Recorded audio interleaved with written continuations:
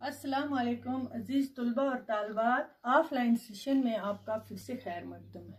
प्यारे बच्चों, हमने पहला सबक ये पढ़ा था इखलाक नबी पाक सल्लल्लाहु अलैहि वसल्लम।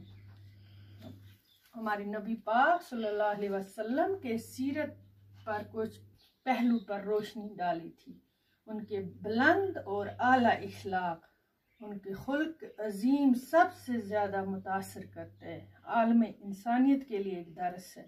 प्यारे बच्चों, उनके जो दुश्मन भी थे जानी, शरीफाना और पाकीज़ा इखलाक के उनके जो थे, उनकी वजह से उन्होंने अपने दुश्मनों को भी माफ़ किया।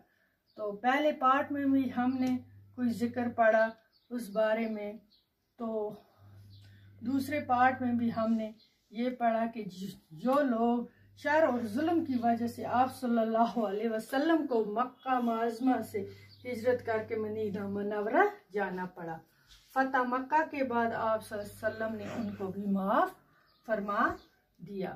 तो और एक मर्तबा हमने फिर उसके बाद क्या हुआ कि मुनाफिक जो कत्ल करने के इरादे से आप सल्लल्लाहु अलैहि वसल्लम पर हमला करते थे, उसमें भी वो कामयाब नहीं हो सके।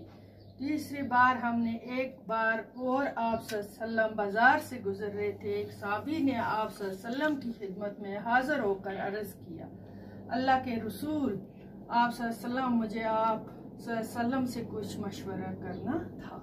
तो तीसरा पार्ट आज हम पढ़ेंगे। इसके आगे के तीसरा वाक़ा क्या हुआ।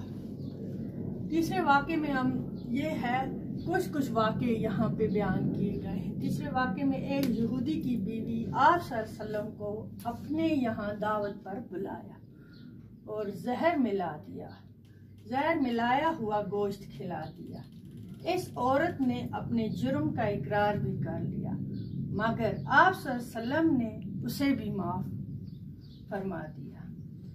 आप एक मर्तबा एक बदोई करस खवा, बदोई होता है जो खाना बदोश लोग अरब के हैं, उनको बोलते हैं। ठीक है बच्चों, क्या किया, करस हवा अपने कर्ज का तकाजा करने को आया। कुछ कर्ज लिया था, उसके बारे में वो मांगने के लिए आया। उसने बड़ी सख्ती और गुस्से से तकाजा किया, कर्ज उसने मांगा, जोर से गुस्सा किया। तो आप सल्लल्लाहु अलैहि वसल्लम ने के सहाबी जो थे उस बदोश से कहा कि तुम देखते नहीं हो कि तुम किस शख्सियत से बात कर रहे हो।